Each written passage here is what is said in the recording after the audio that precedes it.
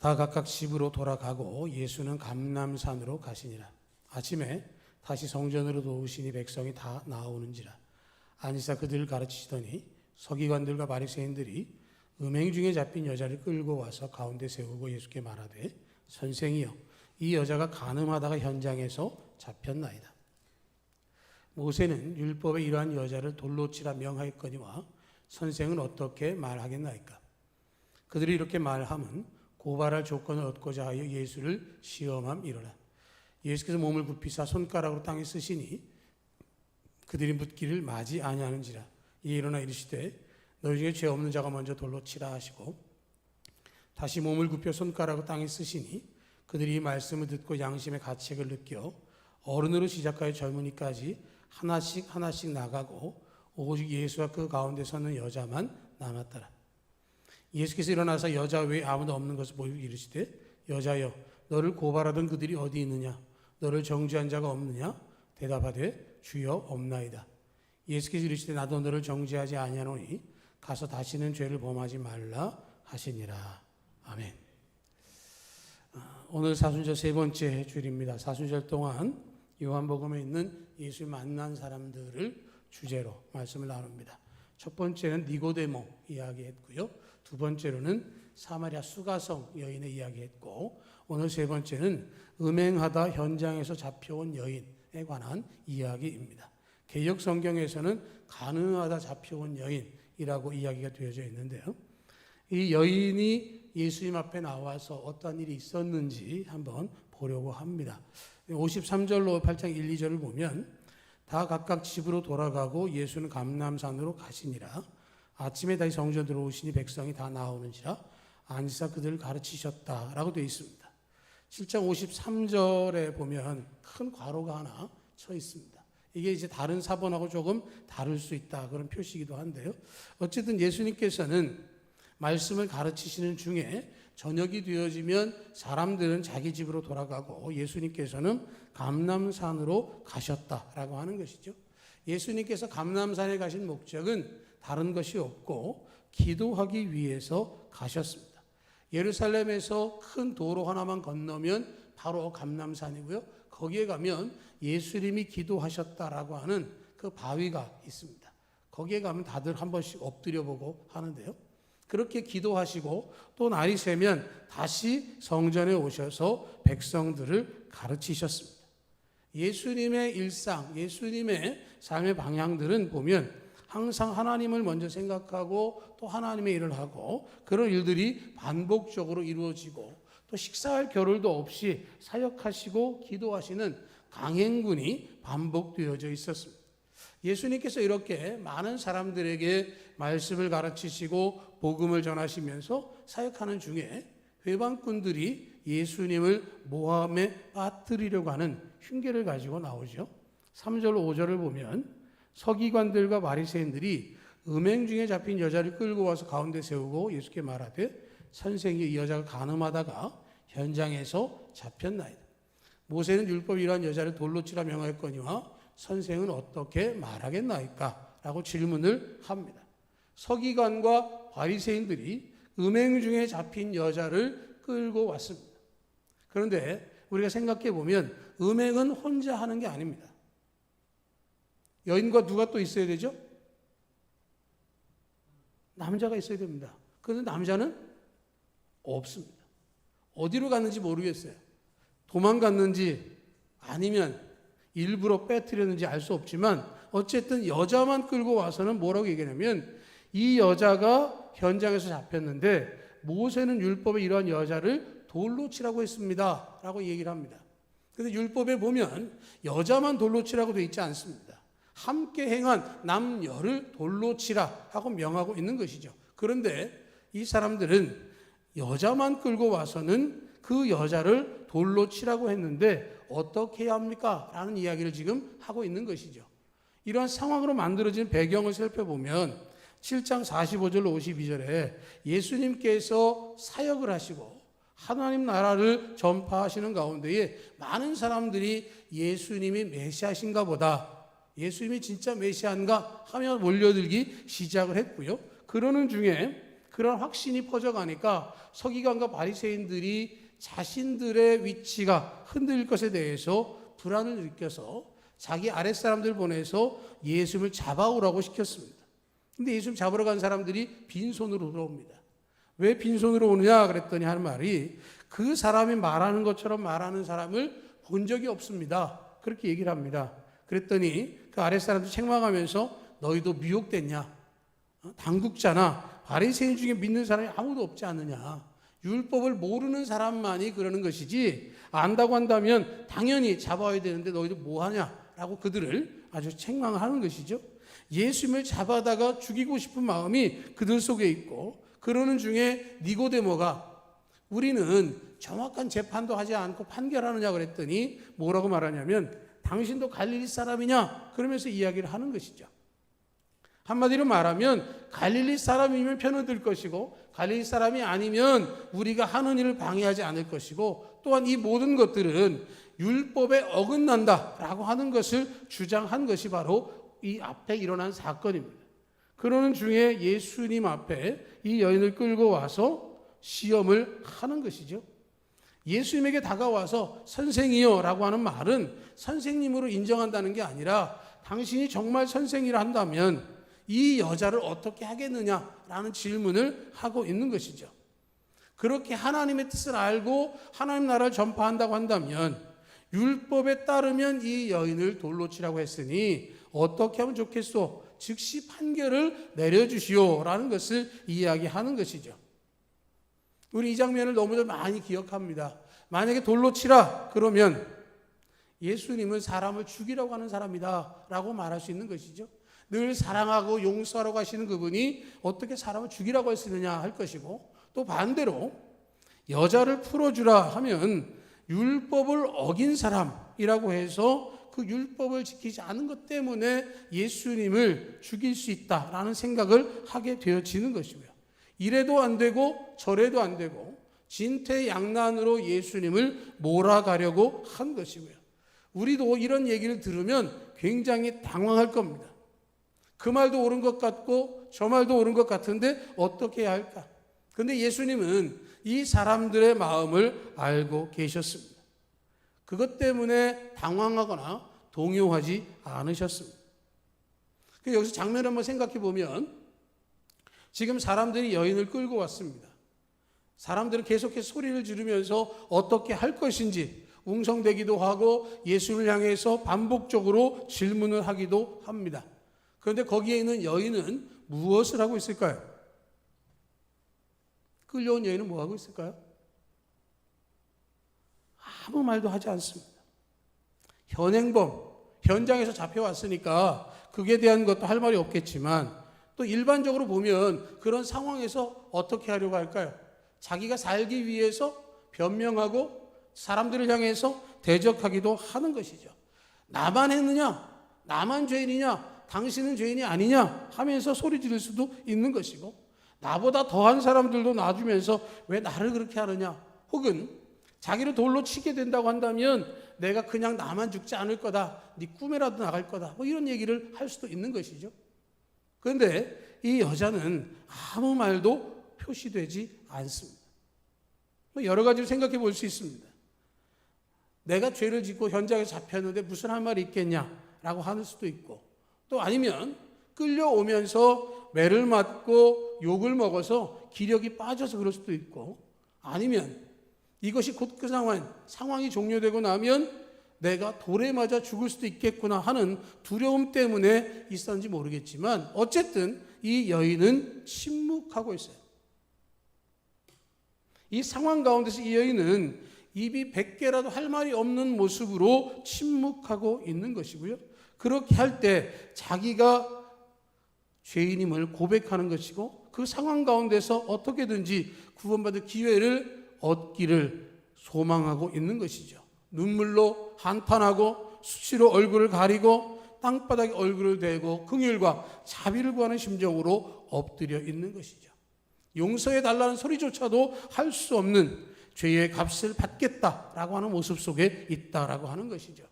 어떻게 보면 사순절을 지나면서 우리는 예수님 앞에 우리 자신을 비추어 볼 때 이런 모습이 필요한 것이죠.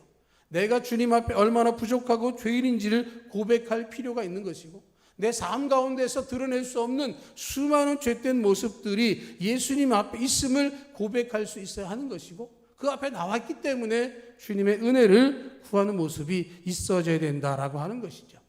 사순절을 지나면서 정말로 하나님 은혜를 생각하고 예수 그리스도의 은혜를 떠올리면서 내 자신의 죄된 모습, 불쌍히 여겨달라는 모습이 우리 가운데 있어져야 될 줄로 믿습니다. 예수님 향해서 그들이 몰고 오고 있고 그 상황을 펼쳐가고 있을 때 예수님과 그들과의 대화가 진행이 되어집니다. 6절로부터 9절을 보면 그들이 이렇게 말함은 고발할 조건을 얻고자 하여 예수를 시험함이로라. 예수께서 몸을 굽히사 손가락으로 땅에 쓰시니 그들이 묻기를 맞이 아니하는지라. 이에 일어나 이르시되 너희 중에 죄 없는 자가 먼저 돌로 치라 하시고 다시 몸을 굽혀 손가락으로 땅에 쓰시니 그들이 이 말씀을 듣고 양심의 가책을 느껴 어른으로 시작하여 젊은이까지 하나씩 나가고 오직 예수와 그 가운데 서는 여자만 남았더라 라고 이야기를 합니다. 예수님을 고발할 조건, 좀 전에 말씀드린 것처럼 돌로 치라고 하면 사랑이 없는 자요, 그리고 무죄방면하라고 하면 율법을 어긴 자라고 하는 그 함정을 파고 고발할 조건을 찾고자 하고 있습니다.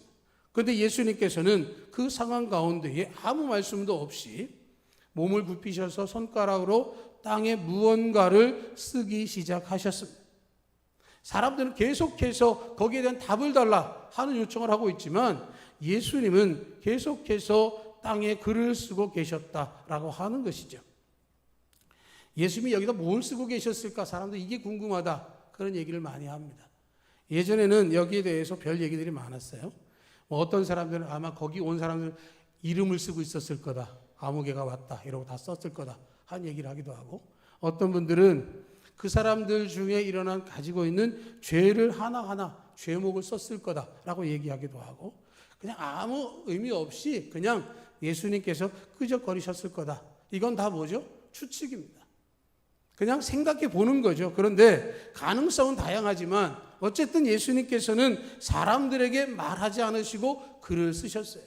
예수님에게 질문하고 계속해서 다그치던 그들도 뭔가 멈추는 상황이 펼쳐지는 거죠. 지금 뭘 하시는가? 예수님이 지금 무슨 이야기를 하고 싶으신가? 하고 그들이 점점 소리가 잦아들었을 것입니다. 소리가 조금씩 잦아든 후에 예수님께서 그들에게 말씀하시기를 일어나 이르시되 너희 중에 죄 없는 자가 먼저 돌로 치라 하셨습니다. 그리고는 다시 몸을 굽혀서 손가락으로 땅에 쓰셨습니다.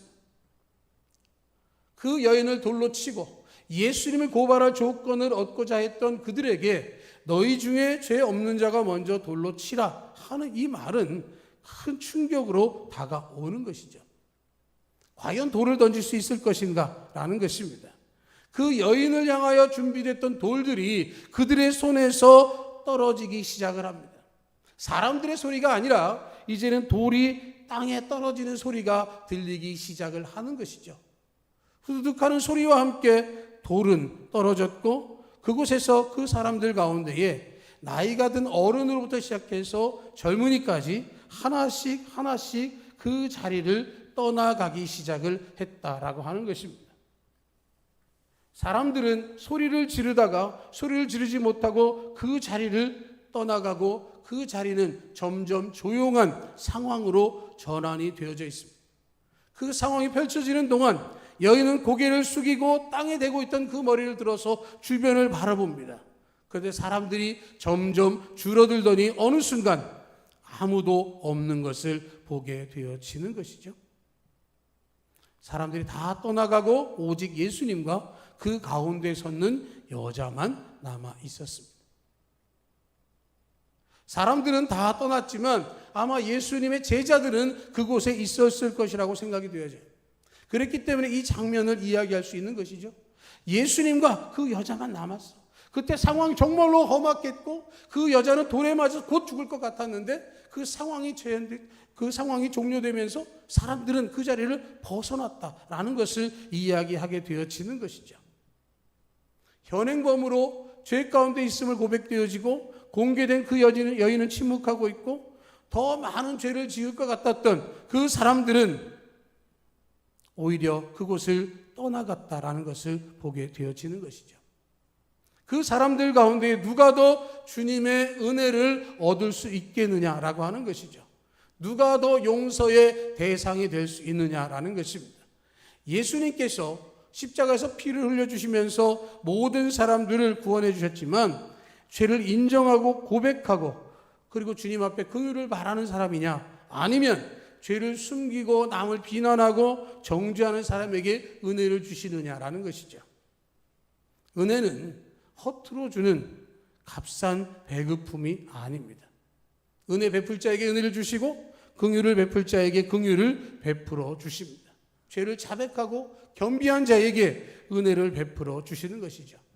우리는 늘 기억해야 하는 게 뭐냐면 내가 완전한 죄인이다라는 사실을 알아야 합니다. 나는 내 힘으로 죄를 이길 수 없다는 것을 고백해야 하는 것이죠.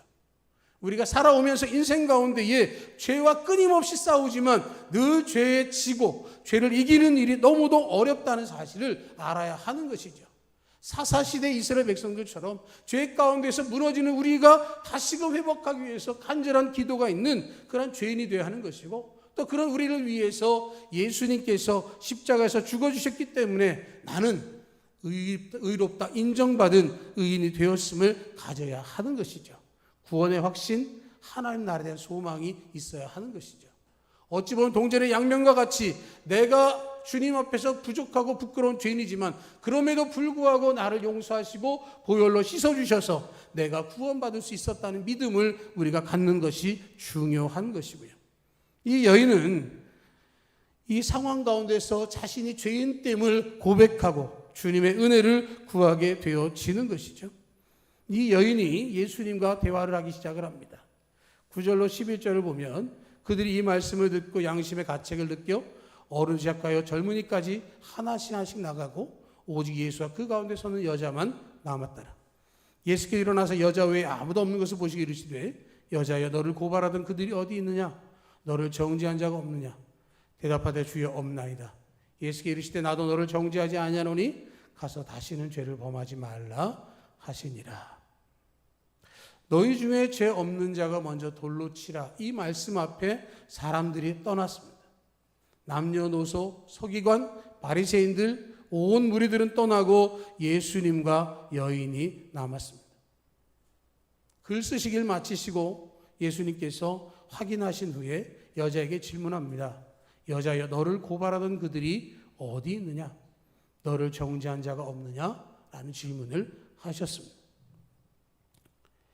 이 말은 네가 지은 죄 때문에 받는 하나님의 진노가 두렵냐, 아니면 저 사람들에게 돌이 맞는 게 더 두렵냐라는 질문을 하고 있는 것이죠. 이 여인이 이 상황 가운데에서 예수님에게 어떻게 답을 하느냐가 굉장히 중요한 것이죠. 아직 이 여자가 죄를 용서받은 것은 아니죠. 상황 속에서 죄 가운데 있고 위기 속에 빠져 있습니다. 고발하고 정죄하는 사람들은 없어졌지만 지금 예수님과 마주 있는 그곳에서 자신이 어떠한 존재인가를 고백해야 하는 것이죠. 우리는 조금만 상황이 좋아지거나 환경이 바뀌면 우리의 상황을 잊어버릴 때가 많이 있습니다. 죄의 문제는 고백하지 아니하면 해결되지 않습니다. 끝까지 죄를 인정하고 주님의 긍휼을 구할 때 그 모든 역사가 끝이 나는 것이죠. 여자가 이야기를 합니다. 주여 없나이다.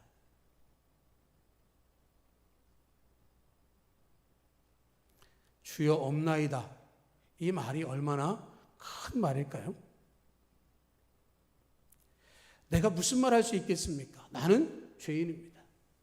그런데 주변에 둘러선 모든 사람들도 죄인이었나 봅니다. 그들도 나를 정죄하지 못하고 다 떠나갔습니다. 죄 없는 자가 먼저 돌로 치라 했던 그 말씀 앞에 그들이 다 떠나서 주변에 아무도 없는 것을 봅니다.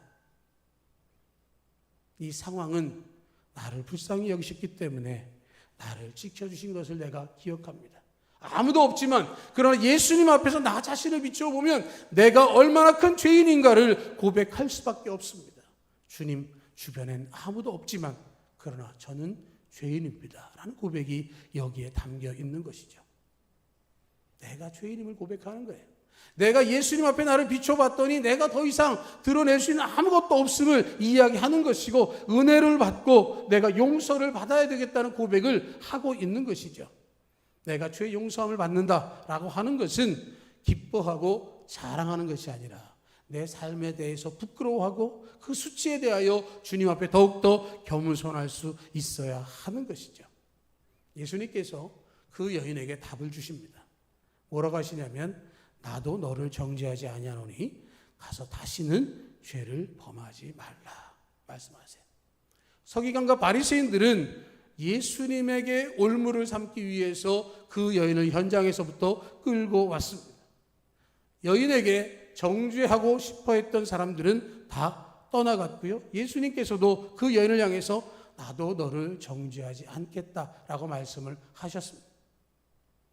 그런데 용서하는 것으로 끝나지 않으셨어요.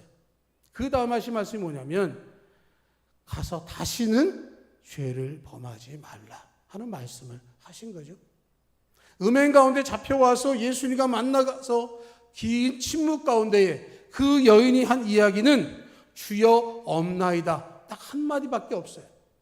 그런데 그 한마디 안에 정말로 그의 마음속 깊은 곳에 있었던 죄된 모습들이, 그가 주님으로부터 용서받게 되어지는 크신 긍휼의 은혜가 고백되어지고 그 인생의 전환점이 된 계기가 된 것이죠. 예수님께서 우리에게도 동일한 말씀을 하고 계세요. 서기관과 바리새인들과 같이 외식하는 마음으로 우리를 의인인 것처럼 착각하겠느냐라는 것이죠.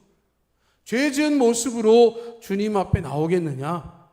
죄의 사슬을 벗겨준다고 한다면 벗겨진 그 은혜를 통해서 온전한 믿음으로 살아야 되지 않겠느냐라는 말씀을 하고 있는 것이죠. 나도 너를 정죄하지 아니하노니 내가 너의 죄값을 더 이상 묻지 않고 내가 너를 위해서 십자가에서 대신 죽어주겠으니 너는 다시는 그런 죄를 범하지 말라 하는 말씀을 하고 있는 것입니다. 예수님이 사순절 기간 동안에 우리를 위해서 하셨던 일들을 우리가 묵상하고 있다면, 예수님께서 우리를 용서하시고 우리를 구원하기 위해서 당하셨던 십자가의 은혜가 우리에게 기억되어진다고 한다면, 다시는 죄를 범하지 않도록 성령의 전신갑주를 입고 온전한 믿음의 걸음을 걸을 수 있어야 할 줄로 믿습니다. 예수님은 죄가 있음을 고백하고 나오는 모두에게 용서의 은혜를 선포하십니다. 나도 너를 정죄하지 않는다. 그러나 가서 다시는 죄를 짓지 말라 하는 말씀을 하고 있는 것이죠. 내가 완전한 죄인이고 내가 완전한 의인이 되었기에 죄 가운데 우리가 주님 앞에서 온전한 믿음 고백함을 통해서 정말 주님의 은혜를 구하고 주님의 은혜를 통해서 온전한 삶의 가운데 죄 가운데 있지 아니하고 믿음으로 살아갈 수 있는 우리 모두 될 수 있기를 주님의 이름으로 축복합니다. 아멘.